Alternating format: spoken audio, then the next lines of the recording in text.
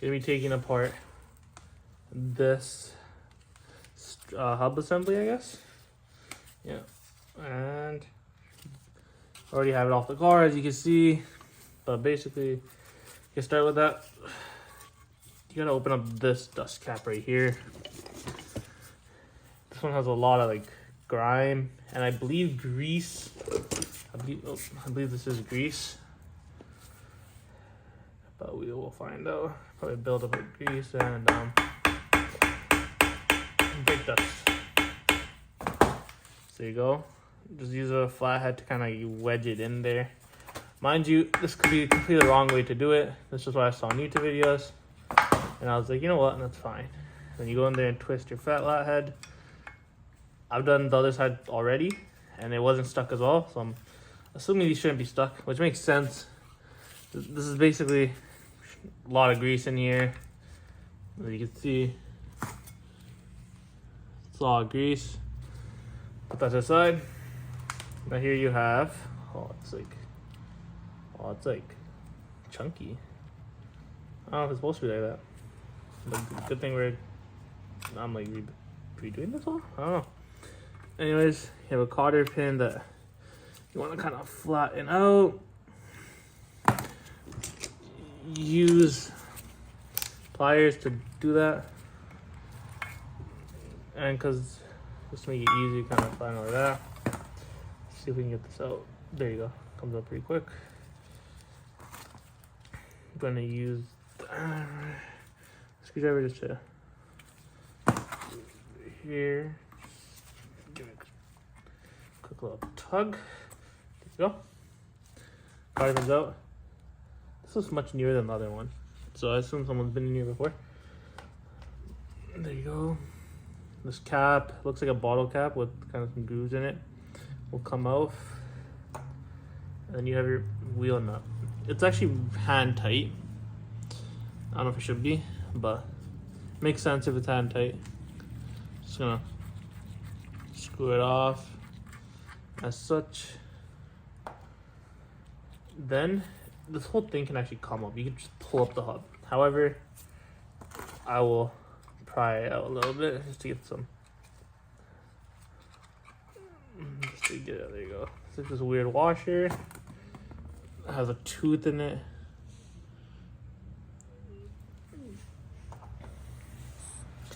Every bearing, which now you just pull everything up.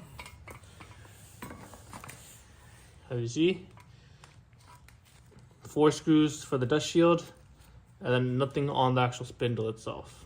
It's covered, it's caked in grease, which makes sense, but that's fine. We'll clean it up, and you'll have your whole hub off once you just take off these 4 screws.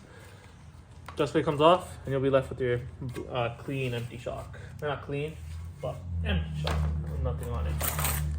Now addressing the hub. Honestly, you just kind of turn it upside down. There you go. That's the outer bearing. It's tapered. Tapered side goes in, so in towards the spindle or towards the engine, you can see. So then you'll have your the wider portion on the outside. Now, before we do that, we'll go on the other side. I don't know what the right way is to get this seal out, but I am replacing it, so I'm just gonna pry on it. It's like a mix of plastic and metal. You are gonna bend it up and mess it up. I believe these are only one-time use items anyways, and they're not expensive. I want to say it was like $5 Canadian or $10. So if you're doing all this work, you might as well just get a new one in there. And I'm pretty sure these are not reusable because pretty sure the friction fit, so getting it out would be hard. That being said, best way I found is just you kind of spin it around, because I've actually had to disassemble and assemble the other one a couple times to get measurements. There you go. Well, there's like a complete metal side essentially, the little bit of taper that goes in. On the outside, mine has a color of orange. So you can see a little bit like a hue. Kind of see it. There you go. Like a red, you could say. But that will be on the outside. Then you have your bearing. This is the inner bearing. Again, or actually this one's flipped, so that the wider portion goes towards the spindle, the inside, and the tapered side goes out towards the wheel. Good. Okay. Now you're left with your blank hub, empty hub. There's the races in there, which I'll inspect, but the other one that I have looked pretty much clean, like no grooves or anything. And from what I could see, don't need to replace them. It's something that you probably, if you're all the way here, you should or could. Honestly, I don't have a press and just trying to be on a somewhat budget. I don't want to pay for a shop to get that removed out. That being said, if your braces don't look that good, and a race, if you don't know, will be, it's kind of like metal sleeves in here. Like you could see, you see how the screwdriver like hits a groove. Oh, the lighting's on. Oh, there you go. Okay. Well, see the screwdriver like hits a groove right there. Right there. That's your race starting. And here, let me see if I can clean it up. Yeah, you see it. Don't you? Don't want to mess with that. Okay. Now, that's your whole hub. Disassembled. So, first of all, I'll make sure we actually clean up this area right here, the mounting surface, and this, I don't know, this cone, ensuring that it's free of any debris. So just use some brake clean. This can kind of ran out of that. Now with the cone cleaned, we'll see if I can zoom in for you guys. There you go. We're gonna put up the dust shield. Here you go. To keep in mind that this is a driver's side strut. Looked at some old footage. Bump goes at the bottom and caliper is at the front facing. So it'll be facing like this on the car. And this will be the front. This is, oh, you zoom back out. This will be the front and this will be the rear. To make sure, I assume these screws, bolts will be seeing a lot of vibrations. So to help with that, I read online that blue Loctite's pretty good. Red is probably ideal, but I heard red's more permanent. And honestly, if I'm going to be changing the discs on this in the future, I don't want to deal with red. I don't know if I even have to, but I'd rather not. So with that in mind, I'm just using blue. It'll keep it from vibrating loose, and honestly that's the biggest thing. And if you remember in the disassembly video, it goes bolt, washer, then the plate. So put this on. Oh, there you go, just a drop of deadlock. Line it up.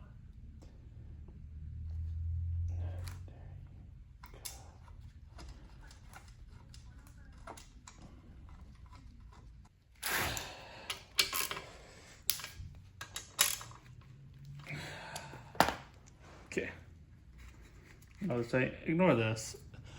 This paint job came out pretty good, and since the paint went on well, however, when drying it, I left off some cardboard in certain angles when I retouched it. So kind of just didn't mess it up, but definitely lost some touch here and there.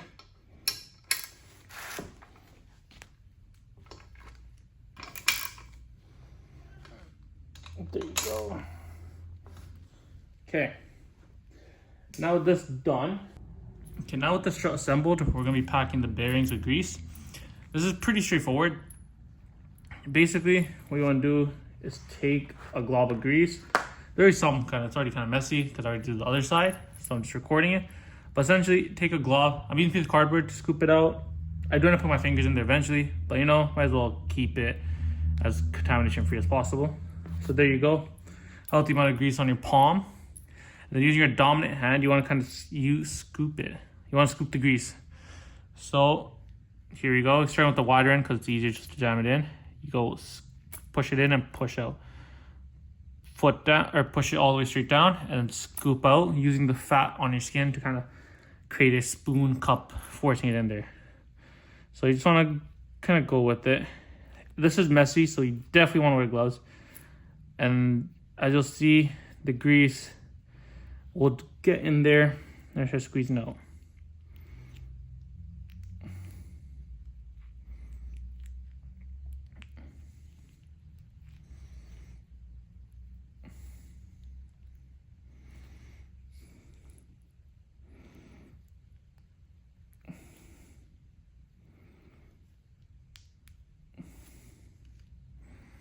There you go. As you can see, not the big glob, but you see these between the two silver rings. You can see 2 or 3 actually right here. 1, 2, 3. These 2 are more healthier, but again, just as you go, they'll get bigger and develop, and you want to go around and do it for everything.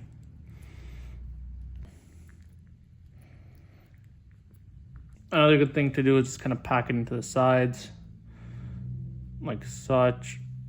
Basically, just want to jam it as many as you can. Doesn't hurt to do all entries, basically. Because the 3 ways that grease can get in here is from the, I don't even know what you call the wider side, or the narrow side, or to the rollers on the rollers. So if you can just jam it in all the ways, that covers all your bases. It doesn't take long. There you go. And now let's do the check. So on the narrow side down, we can push through, and you can see, that like that bubble right there. Here, I'll go again. There you go. Now they're really clear. See those 3 bubbles that come up? That kind of signals out, okay, that the bearing's packed in that area. And I did go around and doing it. You might see in the footage, but you can see the bubbles come up. They reflect the light really well. So yeah, let's just clean up the inside for now. Now with the extra grease left, what you're gonna do is actually not put it back, because you do need it. What you want to do now is jam the hub, just fill it up with grease.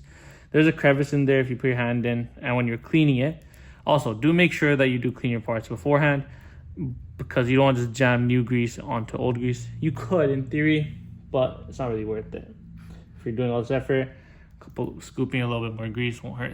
As you can see, I had scooped some more earlier, but there you go. Over greasing isn't a thing. You'll just squeeze out. You might have a leak, but other than that, there's no real con in just packing your bearing with grease. So might as well, right? Like, there's no real loss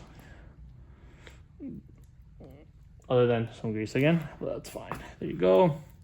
Side's done. From that side, let's come on this side and just pack it up even more. Now, with your bigger bearing, or the inner, I believe this is the inner one, you want to kind of not repack it, but just coat it up, really get it covered. There you go. Again, it'll squeeze out, or it'll find a place in the bearing, and you just kind of plop it in, tapered size going towards the hub assembly. There you go.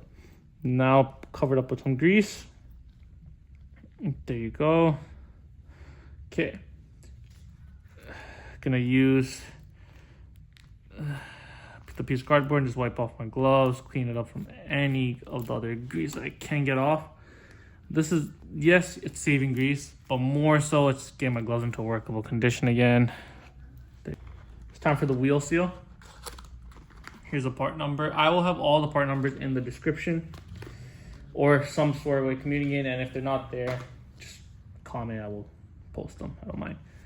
Okay, I will see if I can find the photo I looked at and if it's copyrighted or not. But essentially, this flat surface that's completely solid is facing towards the environment, which in our case will be facing the strut. And the actual opening, or some of them don't have openings, goes in towards the bearing. And you can see in the opening that there's like right there, that little silver thing, that's a spring that holds it together. So we're gonna have that there. Another thing to note is it's tapered, and you want the taper to go around the cone, creating a seal. Because Because if it goes like this, then it's gonna not be a perfect seal. But if the wider taper goes in and kind of seats in, it'll seal. I think if you actually, I'm not explaining it correctly at all, but I'm sure if once you get your hands on this, it'll make sense and you can kind of justify why it goes that way it does. Just gonna toss some grease on this, help it seal a little bit. I am definitely over greasing, but again, I am rather over grease than under grease. Here you go.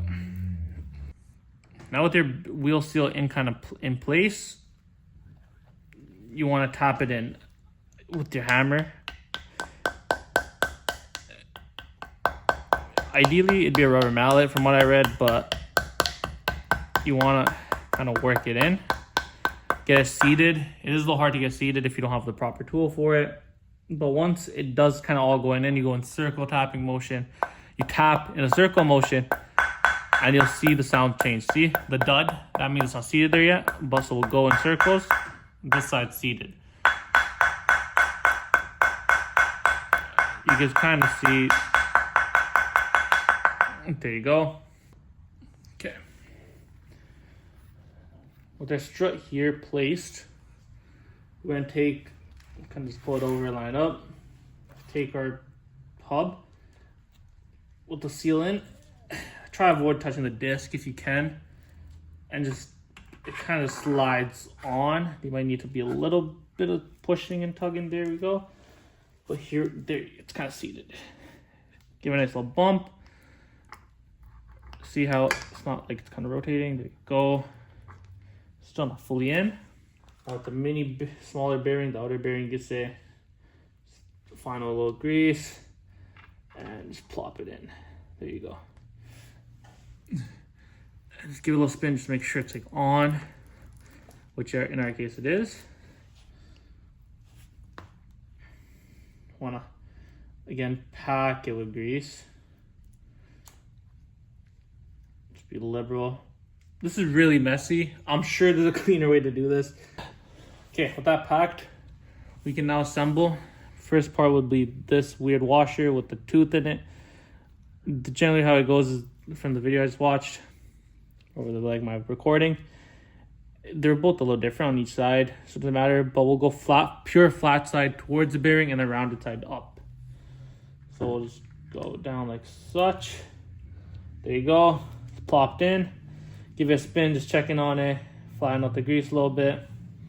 Okay, next thing is nut. Nut is flat surface, will go towards the bearing and the rounded edge comes outwards. So simple, just hand tighten it, get it on there, kind of snug it up, spin it, works fine. Now what, I'm using a Haynes manual to do all this work, and what I'm advised to do in the actual manual is torque it down to 19 to 23 foot-pounds, in between that range. However, I don't have a torque wrench that goes that low. I do need to invest in one, but what I do have is a torque wrench that goes to 30. So I'll be using my 30 foot-pound torque wrench to torque down the nut. It's a 22 millimeter nut bolt, sorry. Oh, okay, I did not. Okay. And this is not the ideal way to torque anything, but it's fine.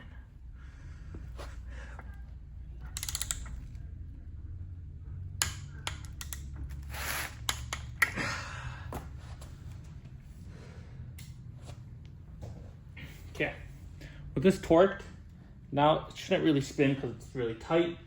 What the manual calls, actually no, it calls to force it to spin, which here we go, both directions. It's really tight now, but that's fine. We're just getting the bearing seated. There you go. Now we're gonna just loosen up, crack it open, just enough to hand tighten it. There you go. Okay, now the bolt is hand loose. You'll snug it up finger tight. I'm gonna put on the extension and just kind of Oh, it's so much grease. Again, I'm going to clean my tools after this. Grab it with cloth, I guess, and just kind of tighten it just like that. Just kind of tight. With a little bit more leverage. And then just check on it. There you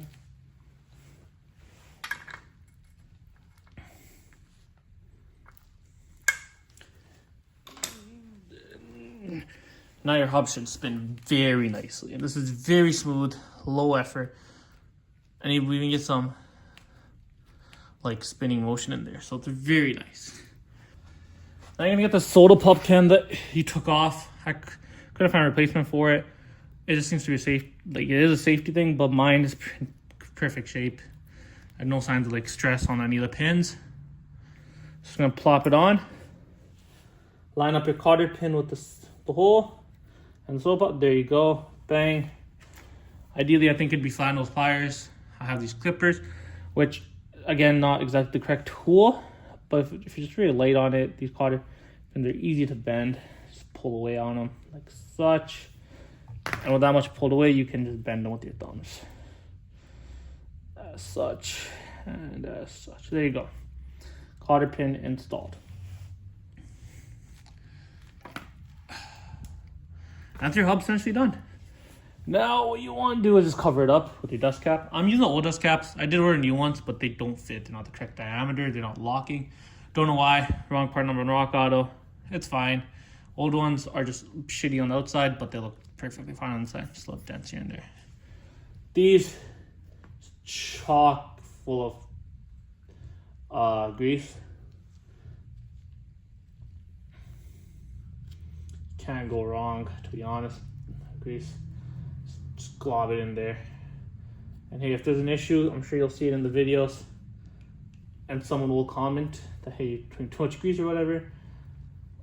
But for a later day. There you go. Okay. Now we're just going to plop it on. And you can bang it on with a hammer.